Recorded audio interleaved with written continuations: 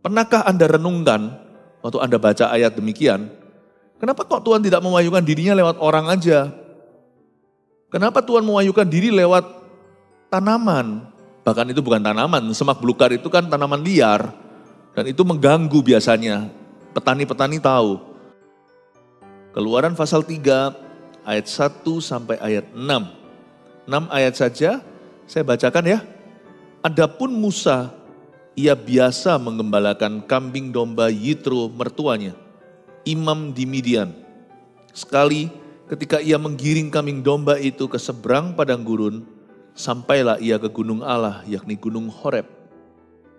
Lalu malaikat Tuhan menampakkan diri kepadanya, di dalam nyala api yang keluar dari semak duri. Lalu ia melihat dan tampaklah semak duri itu menyala, tetapi tidak dimakan api. Musa berkata, baiklah aku menyimpang ke sana untuk memeriksa penglihatan yang hebat itu. Mengapakah tidak terbakar semak duri itu? Ketika dilihat Tuhan bahwa Musa menyimpang untuk memeriksanya, berserulah Allah dari tengah-tengah semak duri itu kepadanya, Musa, Musa. Dan ia menjawab, ya Allah. Lalu ia berfirman, janganlah datang dekat-dekat, tanggalkanlah kasutmu dari kakimu, sebab di tempat di mana engkau berdiri adalah tanah yang kudus. Lalu ia berfirman, akulah Allah ayahmu, Allah Abraham, Allah Ishak, dan Allah Yakub. Lalu Musa menutupi mukanya, sebab ia takut memandang Allah. Cerita ini adalah cerita yang klasik tentang semak belukar yang menyala atau semak duri yang terbakar. Hari itu seorang Musa mengalami menerima panggilan Tuhan. Dia atau mantan pembunuh. Sengaja atau tidak disengaja dia emosi membunuh seorang Mesir. Lalu dia lari ke Midian. Di situ dia dapat istri dan dia melarikan diri mengasingkan selama 40 tahun. Dan Tuhan menampakkan diri dan mengutusnya kembali ke Mesir, tapi kali ini untuk melepaskan bangsa Israel dari tanah perbudakan. Cerita ini cerita yang tidak asing di telinga kita, tapi kita akan menerima pewahyuan-pewahyuan yang beda untuk kita bawa. Dan saya percaya firman itu pelita bagi kaki dan terang bagi jalan. Minggu ini hidup Anda gak akan jauh-jauh dari rema yang Anda terima. Kita pelajari 1-2 hal. Kita mulai dengan ayat 1 dulu. Adapun Musa, ya ini lakonnya ini. Ia biasa menggembalakan kambing domba Yitro mertuanya. Tuhan itu tahu kebiasaan kita. Saya garis bawahi dalam Alkitab saya, ia biasa. Apa yang jadi kebiasaan Anda itu tidak sampai diabaikan Tuhan. Kebiasaan baik, kebiasaan buruk Tuhan tahu semua. Memang kalau manusia itu manusia kebiasaan. Itu sudah biasa. Kita melakukan sesuatu beberapa kali itu jadi kebiasaan baru. Jadi sebenarnya gampang sih mau menggantikan kebiasaan lama, yaitu memulai dengan kebiasaan baru. Kita itu manusia habit. Bahkan dalam bahasa Inggrisnya, kebiasaan buruk itu habitual sin. Dosa yang karena kebiasaan-kebiasaan yang salah. Ada orang yang biasa gosip, ya pasti hidupnya tidak damai sejahtera dan dia pasti bermusuhan dengan orang. Ada orang yang kebiasaannya tidur malam-malam, bangun siang-siang yang mana bisa diberkati pekerjaannya. Musa ini punya kebiasaan yaitu menggembalakan kambing domba Yitro. Tapi Tuhan hari itu akan masuk di tengah-tengah kebiasaannya dan menunjukkan sesuatu yang sangat luar biasa.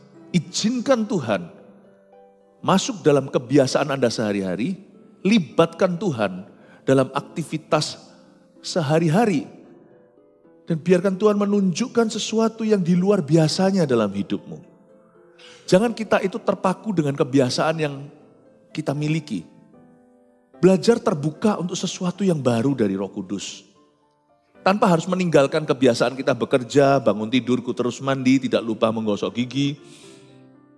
Semua rutinitas itu, asal itu baik dan benar, pertahankanlah. Tapi jangan berhenti sampai sana. Minta sama Tuhan maksud ilahi. Tuhan kasih aku tujuan mulia. Aku tiap hari pergi kerja, tapi hamba minta pewahyuan ya Tuhan. What is the purpose in my life? What is your purpose? Apakah tujuan Tuhan dalam kehidupanku? Apakah aku hanya bekerja begini lalu aku mati? Atau ada sesuatu yang lain yang Tuhan juga sediakan di samping itu? Jangan jadi orang yang kaku. Terbukalah untuk sesuatu yang baru. Yang Roh Kudus hendak nyatakan kepada Anda. Dalam kebiasaan Anda sehari-hari sebagai ibu rumah tangga, mungkin Tuhan nanti akan bangkitkan roh doa. Siapa tahu Anda menjadi pendoa syafaat dan menjadi mitra para misionaris di gereja ini, sekalipun Anda di dapur masak-memasak. Misalnya ibu rumah tangga itu kerjaan full time bukan? Tunggu suami pulang, anak juga. Kita mempersiapkan rumah kita teratur. Waktu Anda sedang berada di dapur, tiba-tiba Anda akan mendapat pewahyuan baru. Doakan untuk GMS yang ada di Kuala Lumpur. Doakan, terbukalah untuk perkara-perkara Tuhan. Jangan puas sampai rutinitas. Sebab Allah bisa bekerja di dalam rutinitasmu. Tetapi bukan, Allah akan bisa bekerja dalam rutinitasmu, dalam perkara-perkara yang tidak berada, bukan sesuatu yang sifatnya dari dirimu. Allah akan memberikan sesuatu yang baru. Adapun Musa, ia biasa mengembalakan kambing domba Yitro mertuanya, imam di Midian. Sekali ketika ia menggiring kambing domba itu ke seberang padang gurun, sampailah ia ke gunung Allah, yakni gunung Horeb. Hari itu Musa akan mengalami penampakan Allah. Salah satu hal yang terjadi di sini adalah Musa dibawa ke satu lokasi, yaitu gunung Allah, namanya gunung Horeb. Saya kasih informasi ya, gunung Horeb itu ya gunung Sinai. Lalu bedanya apa? Hari ketika Musa mengalami penampakan Tuhan, gunung itu namanya gunung Horeb. Nanti setelah Musa kembali dari Mesir, memimpin bangsa Israel ke padang gurun, ketemu gunung yang sama.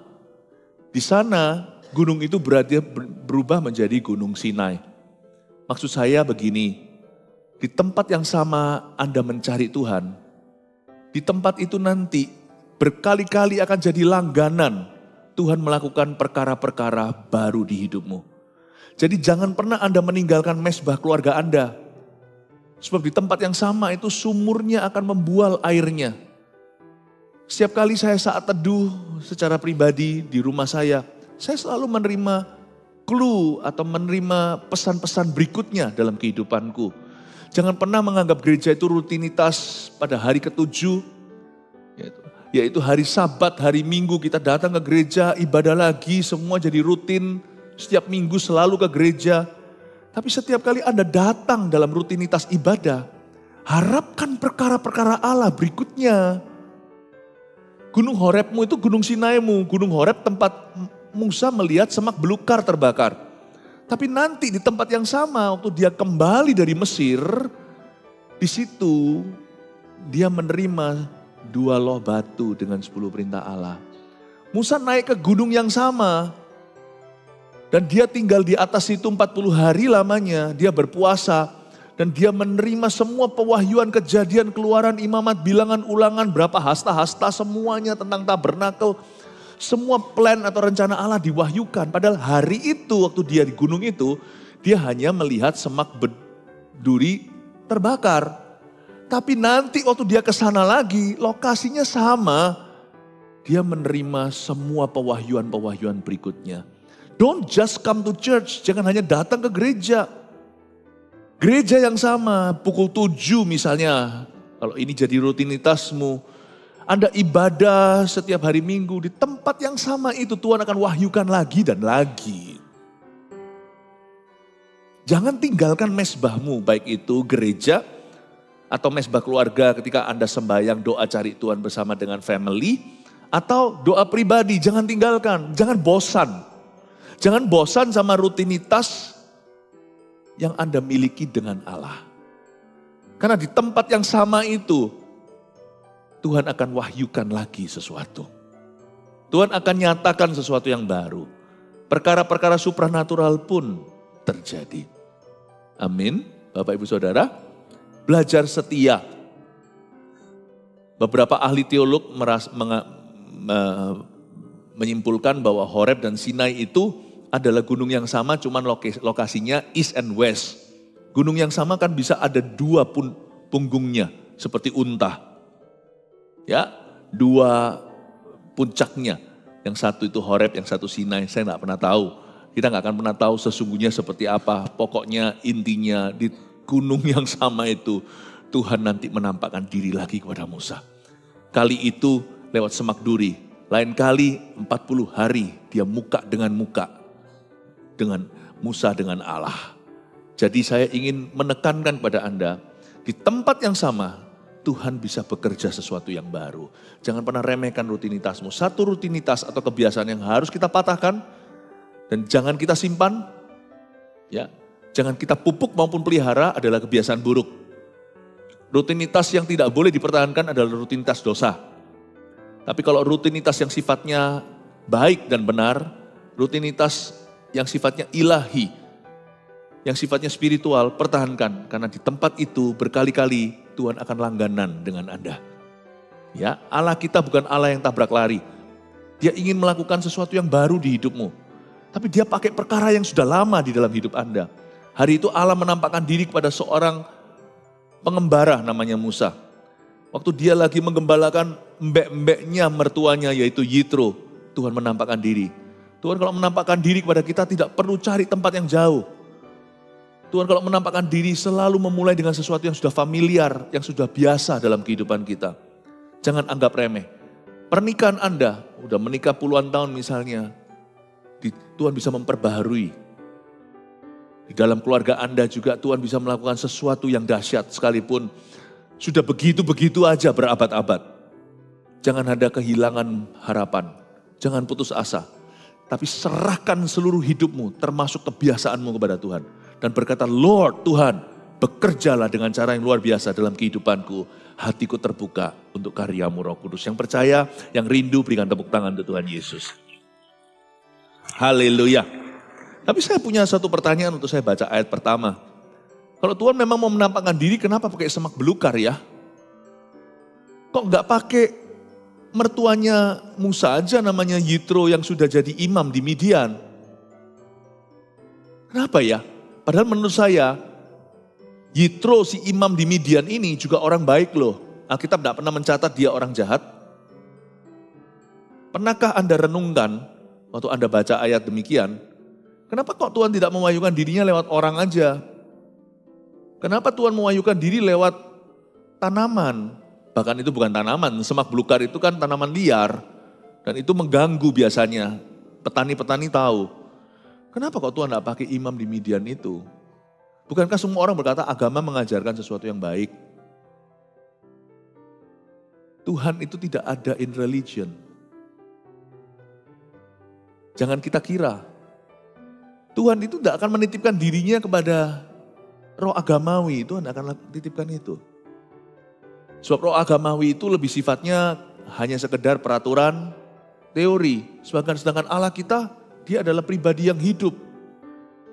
Karena itu jangan pernah kita mengira bahwa ya sudah pokoknya yang penting kita itu memeluk agama jadi orang baik. Gak akan kenal Tuhan. Gak akan kenal Yesus kalau orang hanya maunya begitu. Tapi ketika seseorang hatinya sungguh-sungguh serius dengan hidupnya Tuhan, aku mau tahu makna tujuan hidupku. Kenapa engkau menciptakan aku? Dia gak akan puas dengan roh agamawi. Dia pasti cari kebenaran. Imam di Midian ini bukanlah bangsa Yahudi. Mereka bukan umat pilihan.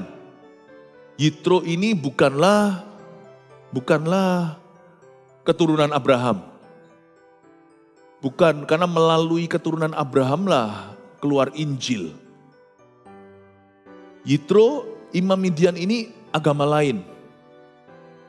Bagi kita orang-orang yang percaya kepada Tuhan Yesus, bagi kita orang-orang yang pegang teguh pada Alkitab, jangan cari kebenaran pada kepercayaan-kepercayaan lain yang bukan keyakinan kita. Regardless, tak peduli sekalipun pengajarannya baik sekalipun pengajarannya kelihatannya itu sandiang atau saleh, jangan diikuti. Jangan kita polos-polos sebagai anak-anak Tuhan. Kita punya kebenaran. Hal-hal yang baik yang kita bisa temukan pada imam-imam di Midian, itu semuanya serba kebetulan kalau ada kemiripan dengan Injil. Tapi beda secara fondasi fundamentalnya. Dua hal bisa mirip loh. Saya pernah sekali itu melihat satu karya tangan orang, kelihatannya kayak puding. Itu mirip sekali waktu saya di Jepang. Itu bagus dia bikin daminya atau bikin itunya bonekanya. Saya bilang waktu di etalasenya restoran, saya bilang, ini asli ya dipajang sini. Nah, apakah setiap hari dia ganti? Lalu orang Jepang yang teman saya berkata, bukan. Dia bilang, ini hanyalah palsunya. Mirip sekali sama roti, mirip sekali sama puding. Coba dimakan, meskipun tampak matanya sama. Anda makan satu, enak yang asli. Anda makan yang dummy, waktu Anda makan itu, Anda makan plastik. Tapi mirip gimana? Mirip, banyak hal yang mirip sama Alkitab di luar sana, tapi bukan. Jadi Anda jangan cari kebenaran di median. Jangan, itu nanti membingungkan. Bukan berarti kita eksklusif orang Kristen ini, bukan. Tapi kita harus pegang teguh pada keyakinan kita. Tapi gak boleh menjelekkan orang lain, kita harus menghormati perbedaan. Tapi kita pegang teguh pada keyakinan. Tuhan Yesus tidak menitipkan dirinya di median. Hanya Injil. Hanya Injil. Ya. Kenapa Tuhan tidak pernah tidak pakai imam di median? Karena dia bukan umat pilihan. Andai kata di situ tadi ada Melkisedek, lain cerita. Mungkin Tuhan tidak lewat semak belukar. Tuhan bicara lewat Melkisedek. Kenapa hari ini orang-orang Kristen, anak-anak Tuhan dipakai untuk memberitakan Injil, untuk menyampaikan sabda Tuhan, untuk bisa mengingatkan orang akan kebenaran. Karena Tuhan gak perlu pakai semak duri. Ada kita.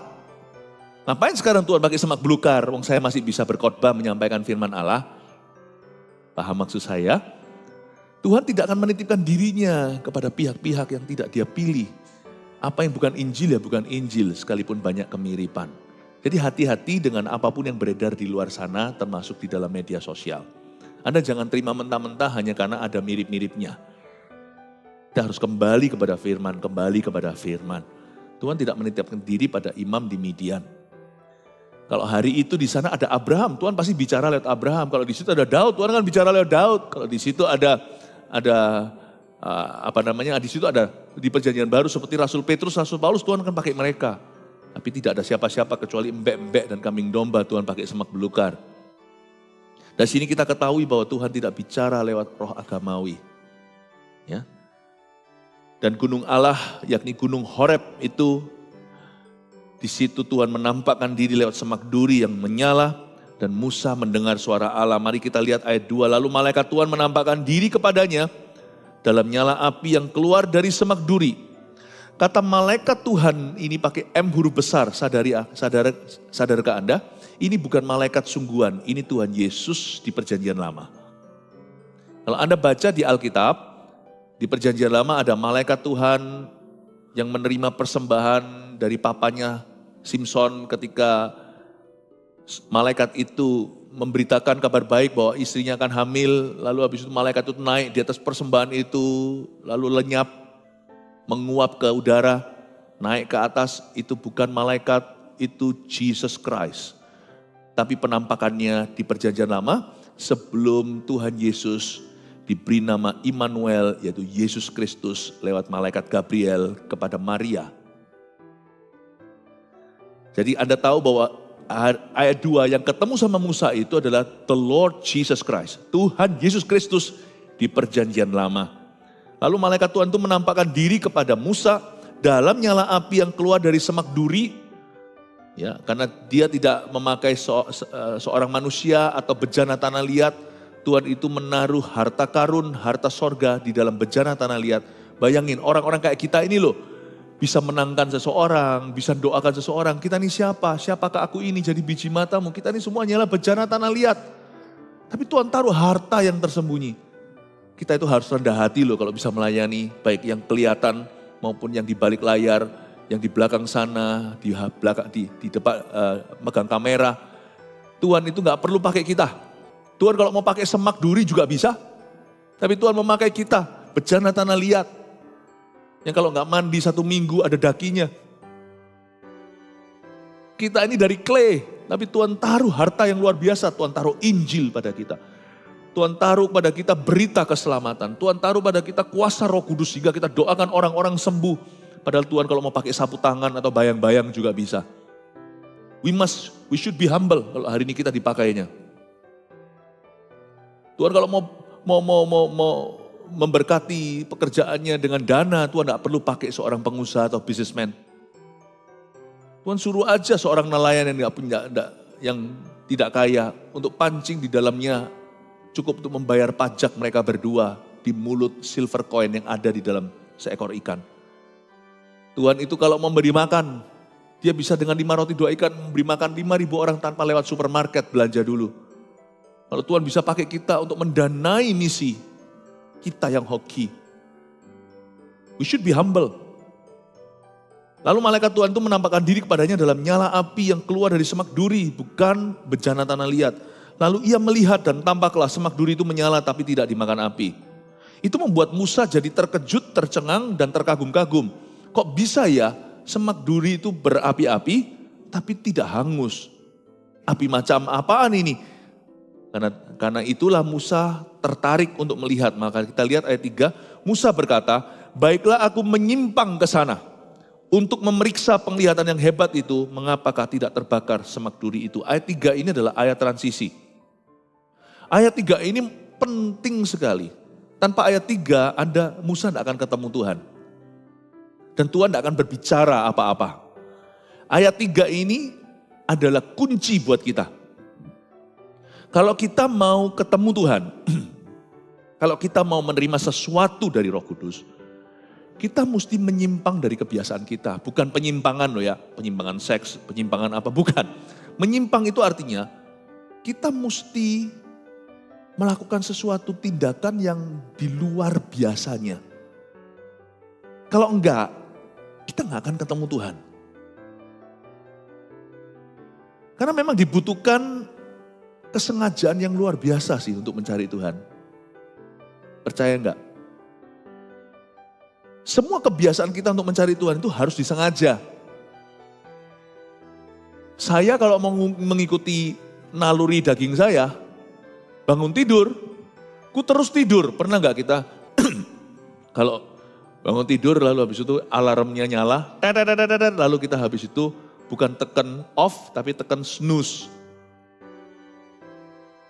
Atau anak-anak muda kalau mau sekolah 5 menit lagi. Sebenarnya terus terang loh ya, 5 menit bedanya apa sama bangun sekarang? 5 menit lagi. Diet juga sama kan, bagi ibu-ibu selalu mulai besok. Olahraga juga sama kan buat bapak-bapak, selalu kapan? Tomorrow. Selalu begitu. Kalau kita mengikuti naluri daging kita, nggak akan pernah cari Tuhan, percayalah. Karena kita semua itu gravitasinya dosa. Tapi Musa hari itu melakukan sesuatu luar biasa. Dia ambil langkah yang beda. Baiklah aku menyimpang ke sana. Saya ingat 32 tahun lalu saya terima Tuhan. Saya keluar dari kursi saya ketika ada panggilan altar call. Kalau saya tidak menyimpang keluar untuk memberi diri kepada Yesus. Atau mencari Yesus. Atau didoakan oleh gereja. Mungkin hari ini saya sudah binasa kali.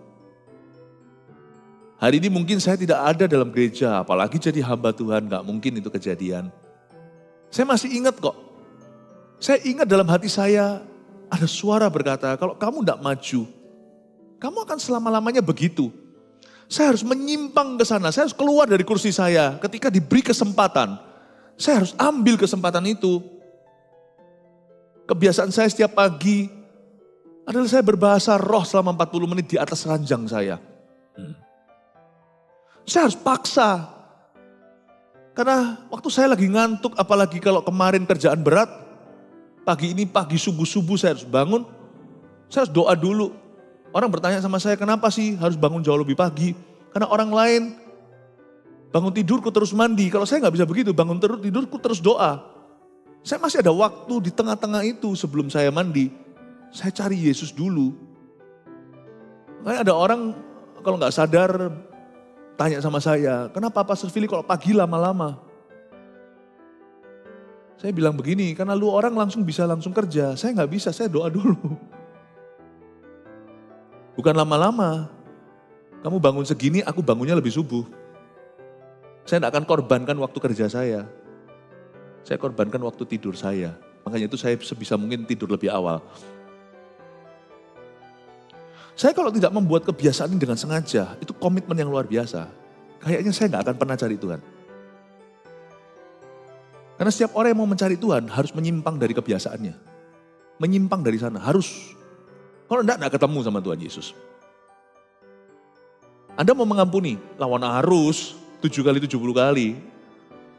Lebih gampang kita untuk membenci daripada mengasihi, ya kan? Mengampuni sekali dengan berkali-kali, waduh ada orang itu yang memang gak tahu kenapa diizinkan Tuhan untuk menggocok kita. Orang yang sama, terus menerus lakukan begitu sama kita. Jadi kita harus ampuni lagi dan ampuni lagi. Lebih mudah mana? Berkata, aku gak akan ampuni dia sampai dia berubah atau dia berubah atau gak berubah. Aku mau taat pada Yesus, aku ampuni dia hari ini. Orang yang mau taat sama Tuhan, yang mau cari Tuhan, yang mau ketemu Tuhan, harus menyimpang dari kebiasaannya. Diperlukan kesengajaan yang dahsyat agar supaya kita taat. Hari itu Musa berkata, baiklah aku menyimpang ke sana untuk memeriksa penglihatan yang hebat itu. Mengapakah tidak terbakar semak duri itu? Saya buktikan ayat 4. Ketika dilihat Tuhan bahwa Musa menyimpang untuk memeriksanya, berserulah Allah. Jadi dengan kata lain, kalau Musa tidak menyimpang ke sana untuk memeriksanya, Tuhan juga tidak akan berseru.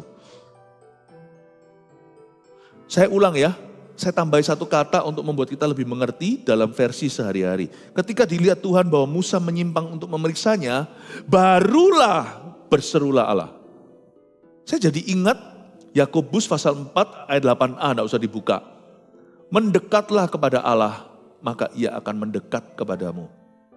Keselamatan itu Tuhan yang inisiatif. Kita belum lahir lagi, kita masih berdosa, Tuhan sudah mati di kayu salib. Tapi setelah Yesus mati untuk kita, jalan terbuka, tirai sudah robek dari atas ke bawah. Tuhan tuh gak pernah paksa loh kita untuk cari dia. Gak pernah loh, cuman kita itu mau lebih mendengarkan kerinduan kita, manusia roh kita atau manusia daging kita yang mau menjauh dari Roh Kudus. Tuhan gak pernah paksa kita. Jadi untuk mendekat pada Allah itu tidak perlu kita itu diseret sama Tuhan. Untuk mendekat pada Allah itu hanya bermula dari kesadaran.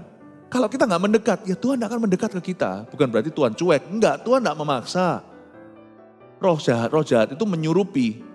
Roh Kudus itu gak pernah membuat orang kesurupan.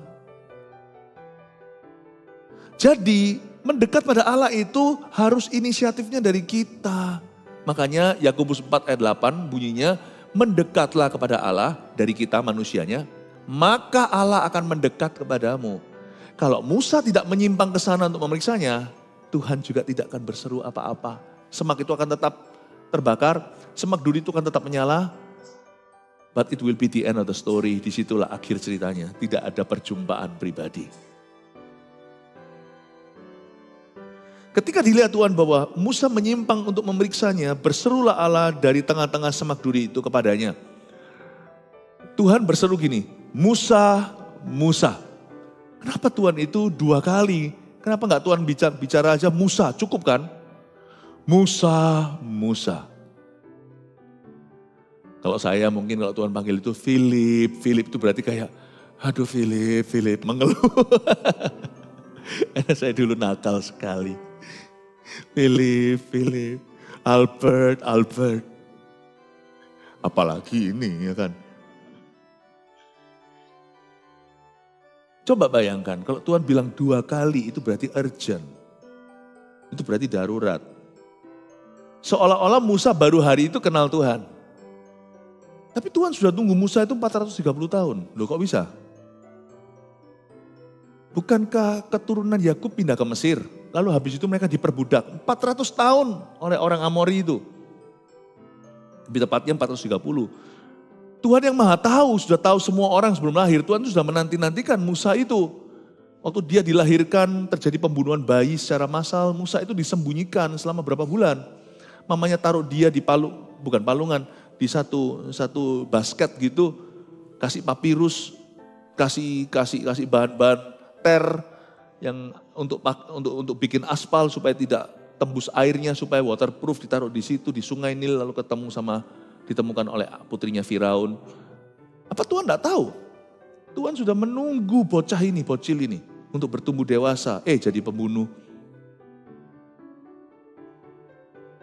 Waktu dia berkata, Musa, Musa, waktumu telah tiba, bebaskan umatku, kau yang kupilih. Bagi Musa baru ketemu, bagi Tuhan udah tahunnya 430, Tuhan mau bebaskan umatnya dan Tuhan mau pakai Musa. Anything, apapun yang Tuhan ucapkan 2 kali kepadamu, itu urgent sifatnya. Saya itu paling gak ngerti, kadang-kadang ya saya juga begitu sih, saya ngaku. Kita itu kalau disuruh Tuhan tuh masih minta tanda itu loh, kok manja. Berapa banyak di antara kita itu sudah diberitahu Tuhan 2 kali, sekali lewat firman, sekali lewat khotbah, 3 kali malah. Lalu seorang teman berkata, ayolah melayanilah, kamu jangan ke gereja gini terus, ayo ikut MSJ 1, ikut kelasnya supaya dilengkapi agar bisa pelayanan, My Spiritual Journey 1. Ayo ikut CG lah. Kalau dihitung-hitung ya, 4-5 kali ada, kita tuh disenggol, lama-lama kita senggol bacok kok sama orang ngomong sekali lagi awas, aku gak ke gereja. 4-5 kali, sekali lewat firman kita merasakan hati nurani kita itu seperti menuduh, seperti memanggil, seperti menggerakkan kita tapi kita tidak responi. Sekali lewat khotbah, kadang-kadang kita mikir ini khotbahnya kayak nyindir aku nih kali.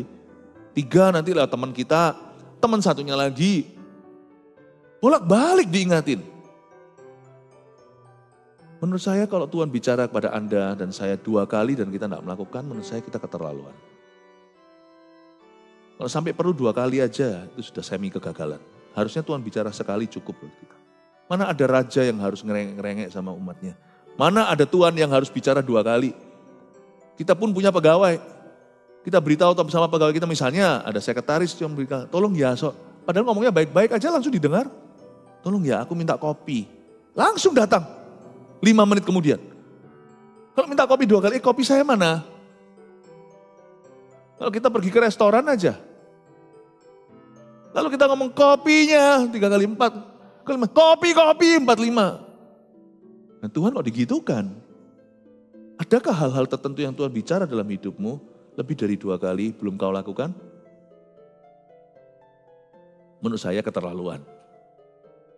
Agak too much. Lalu kita habis itu menyembah dan berkata engkau Tuhan. Really? Sungguh? Kalau dia Tuhan kenapa kau tidak lakukan apa yang dia perintahkan?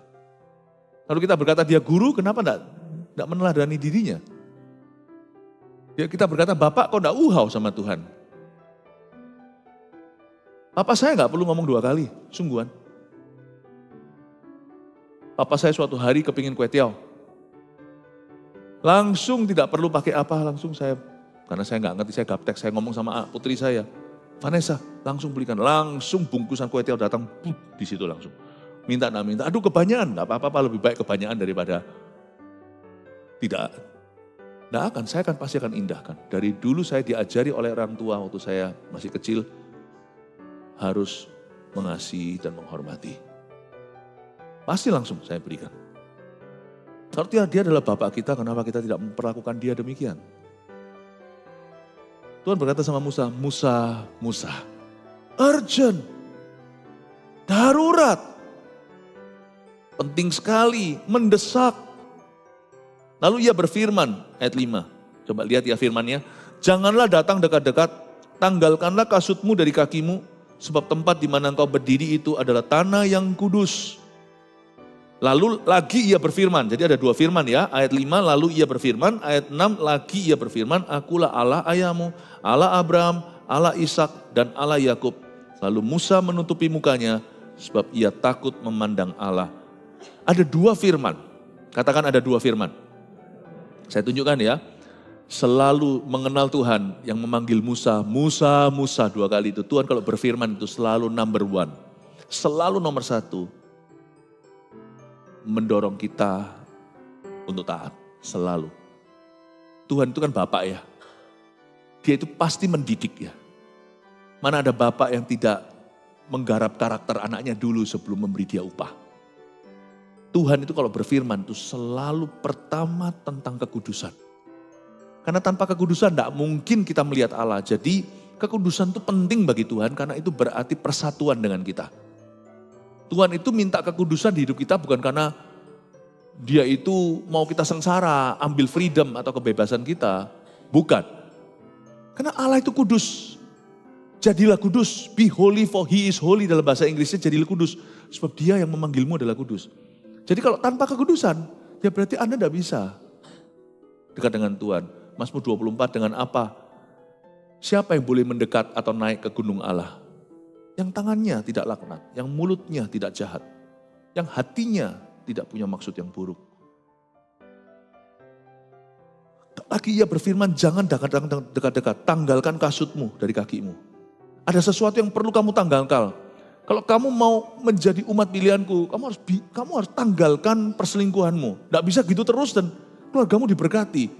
Aku tidak pernah memberkati dosa. Kalau kamu mau ikut aku, kamu harus tanggalkan kasutmu. Kebiasaan burukmu itu loh. Mungkin bagi beberapa anak-anak muda yang jatuh dalam dosa seks misalnya, jatuh bangun.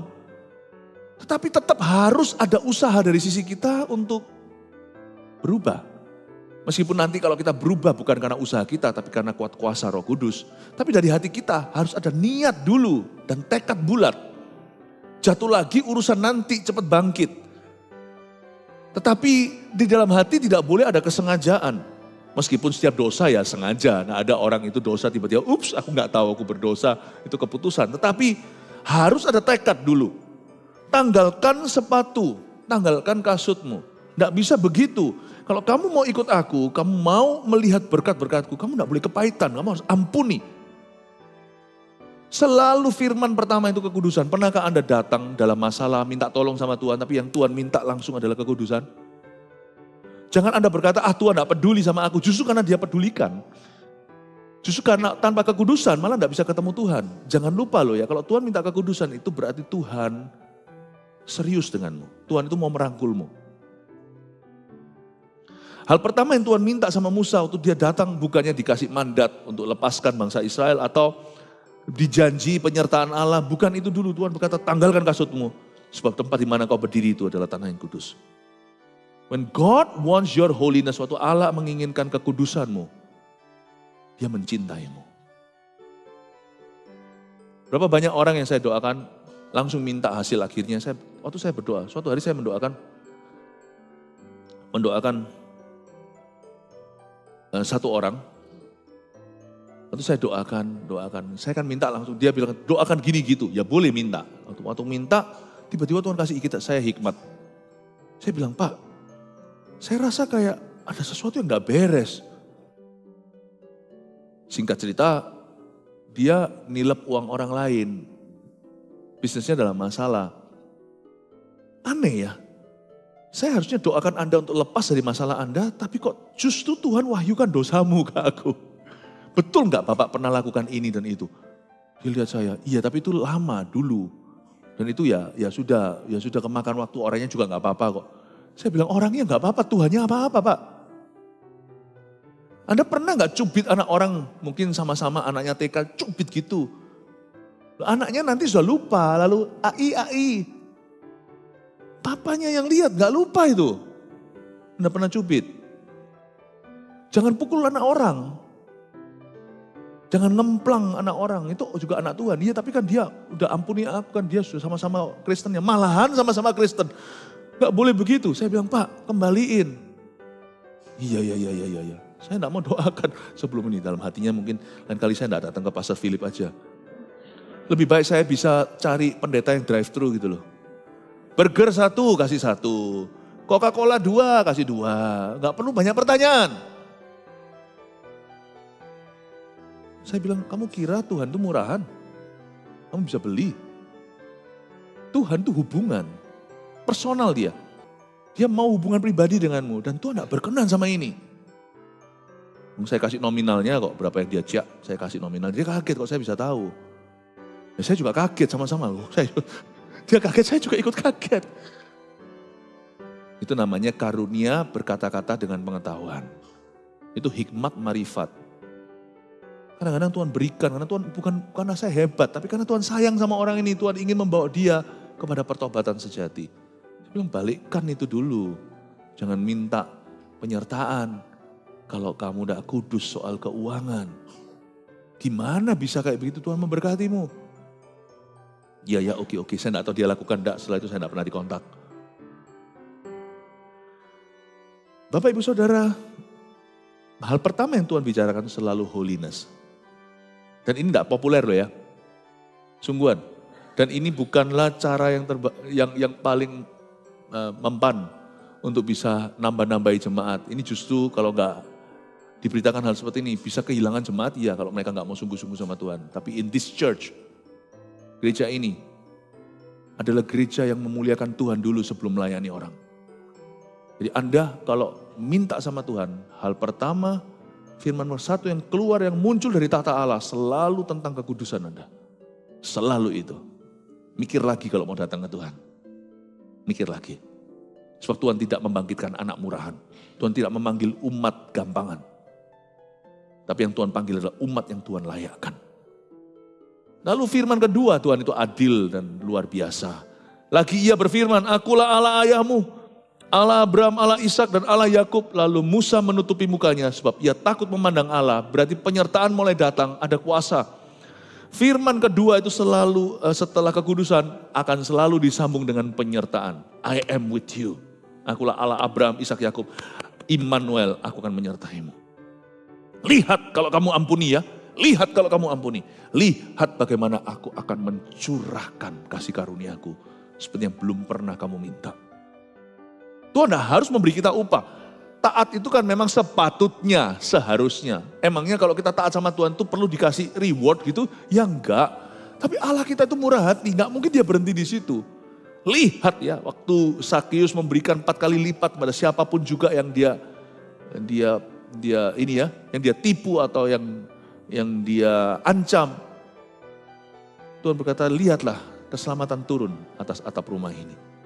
Allah kita itu enggak pernah berhenti di berkata, oke, enggak pernah di situ. Tuhan pasti menyertai. Sekalipun kalau kita taat ya sepatutnya, tapi ujung-ujungnya Allah selalu menjanjikan penyertaannya yang berlebih-lebihan untuk kita. Coba kalau kamu sungguh-sungguh ya, belajar murah hati sama orang lain. Coba lihat ketika engkau memberi dengan segenap hati dan dengan sukacita. I love the cheerful giver. Tuhan itu berkenan kepada orang-orang yang memberi dengan sukacita. Coba lihat ya, tingkap-tingkap langit akan aku buka. Nggak harus sih kita memberi sesuatu, apapun itu termasuk materi, Tuhan akan memberikan 100 kali lipat kembali. Nggak harus. Emangnya Tuhan hutang apa sama kita? Kita nggak masuk neraka aja udah kamsya. Tapi Tuhan nggak pernah berhenti di situ. Tuhan pasti akan berkata, Tuhan pasti akan terharu. Tuhan nggak akan berhenti di sana. Allah kita itu berlebihan dalam kasih karunia. Dia selalu melakukan yang dia tidak harus lakukan untuk kita. Pada akhirnya, Tuhan pasti berkata, aku sertai kamu anakku. Lihat tingkap langit pun kubuka. Padahal Tuhan tidak harus lakukan itu. Tuhan tidak berhutang budi sama kita. Sekalipun hari ini semua di hidup kita diambil olehnya. Bahkan kalau perlu badan kita dibakar. Masuk ke dalam api menyala-nyala untuk namanya. Tetap gak bisa tutup utang kita sama Tuhan. Tetapi ketika kita sungguh berniat untuk mengutamakan Dia dalam segala tindak tanduk kita dan kelakuan kita. Dalam segala perbuatan kita, kita dahulukan Tuhan. Coba lihat ya, Tuhan tidak berhenti di mil 1, Tuhan akan bawa kita ke mil 2 dan berkata, aku sertai kamu anakku, tingkap langit kubuka. Lihat kasih karunia yang akan kucurahkan. Mulai hari ini, kata Hagai, aku akan memberi berkat. You don't have to do that. Tapi Tuhan tetap lakukan itu. Itulah Allah kita. Dia tidak pernah berhenti sampai minta kekudusan. Dia akan teruskan sampai menyertai hidupmu. Dia akan lanjutkan sampai penyertaan. Oke? Saya selesai dengan ini, saya kasih 3 rangkuman apa yang kita pelajari. Banyak ya yang harus kita terima. Tangkap semuanya. Nah, seharian ini nanti masih banyak rema-rema yang baru, ini baru pemanasan saja. Nomor 1, semak duri yang menyala. Apa aja rema yang kita terima hari ini? Dibutuhkan kesengajaan yang luar biasa untuk mencari Tuhan. Intinya gini loh, kalau ibadah gereja, jangan cari gereja yang dekat rumah. Carilah gereja yang dekat sama Tuhan. Peduli amat kalau itu jauh. Orang-orang selalu cari gereja yang datang ke dia. Salah lah, Musa menyimpang ke sana kok. Ya, 2, apapun yang Tuhan perintahkan 2 kali berarti mendesak sekali. Kasih catatan pribadi, kalau lebih dari 2 kali sesuatu yang Tuhan suruh belum kulakukan, tulis, aku keterlaluan sekali. 3, kekudusan Allah di hidup kita adalah pangkal penyertaannya. Ingatkan dirimu kalau Tuhan minta kekudusan, sebentar lagi Tuhan sertai. Isn't that wonderful?